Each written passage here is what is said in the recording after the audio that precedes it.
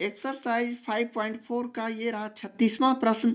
यदि किसी समांतर श्रेणी के mवां पद 1/n है और nवां पद 1/m है, तब सिद्ध करें कि उसके mn पदों का योग mn प्लस 1/2 है तथा m is not equal to nn है। तो यहाँ हमें जो जो मालूम है प्रश्न से पहले लिख लेते हैं। यानी प्रश्न में दिया है, क्या क्या दिया हुआ है, तो tm बराबर 1/n, tm बराबर 1/n और tn बराबर 1/m, जबकि हमें सिद्ध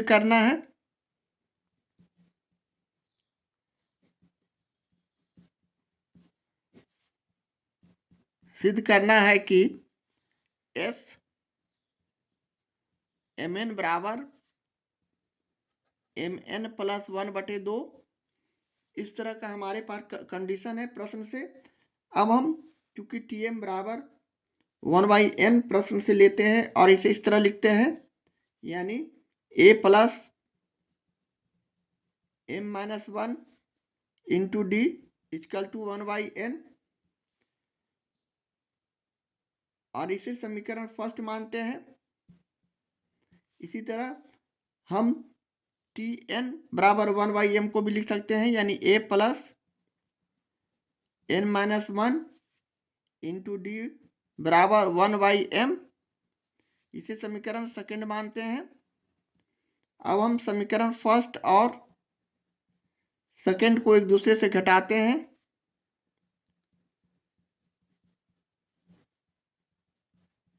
यानी समीकरण फर्स्ट हमारा a plus m-1 into D बराबर 1/n है, जबकि समीकरण सेकंड हमने a plus n-1 into D बराबर 1/m माना है। अब इसे हम एक दूसरे से घटाते हैं तो चिन्ह का परिवर्तन सबसे पहले होगा, यानी यहाँ प्लस है तो माइनस, यहाँ प्लस है तो माइनस, यहाँ प्लस है तो माइनस। अब इक्वल संख्या विपरीत चिन्ह, ये और ये कट जाएंगे।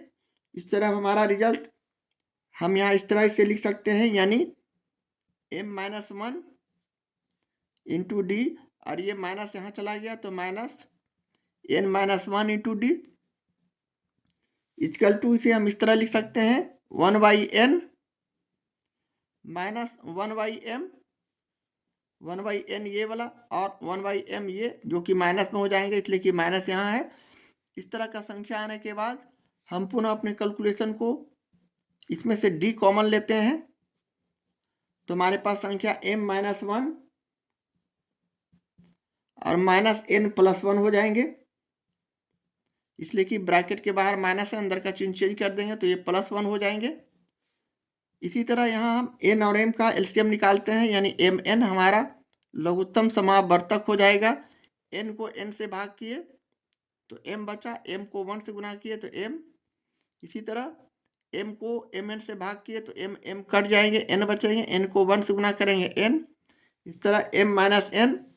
अब हम अगले स्टेप में, यहाँ -1 है, यहाँ +1 है, ये दोनों एक दूसरे से कट जाएंगे तो हमारे पास संख्या m-n बचेंगे। तो इसे हम अगले स्टेप में इस तरह भी लिख सकते हैं, m-n इजकल टू m-n/mn। अब हम यहाँ से d का मान निकाल सकते हैं, इसलिए d इजकल टू m-n बटे mn, यहाँ गुना में है तो यहाँ हम इसे भाग में कर देंगे। अब यहाँ कुछ नहीं तो 1 है, इसे हम आगे स्टेप में इस तरह m-n बटे m-n भाग का गुना करते हैं तो 1/m-n हो जाते हैं, और इसे हम काट देंगे तिरछा, तो 1/m/n, 1/mn बचा, जो हमारा d का मान हो गया। अब हम d का मान समीकरण फर्स्ट में रखकर a का मान निकाल सकते हैं, इसलिए हम लिखेंगे, अब d का मान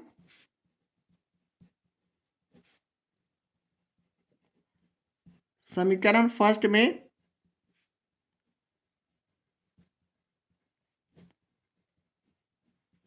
रखने पर समीकरण फर्स्ट हमारा a plus m minus 1 into d equal to 1/n है। यहाँ हम a प्लस m माइनस 1 और d का मान जो हमने 1/mn निकाला है, यहाँ इंटू में 1/mn लिख देंगे बराबर 1/n। अब हम बारी बारी से एक दूसरे से गुना करते हैं, यहाँ गुना कर देते हैं तो हमारा रिजल्ट इस तरह का हो जाएगा a प्लस m/1/mn को हम इस तरह लिख दिए, m में 1/mn को गुना किए, माइनस 1 में 1/mn को गुना करेंगे तो 1/mn ही रहेंगे बराबर 1/n। अब यहाँ m और m को काट दिए तो 1 बचा। अब हम 1/n यहाँ हमारे पास a plus 1/n minus 1/mn बराबर 1/n। अब हम इसे 1/n को राइट हैंड साइड ले जा रहे हैं तो हमारा रिजल्ट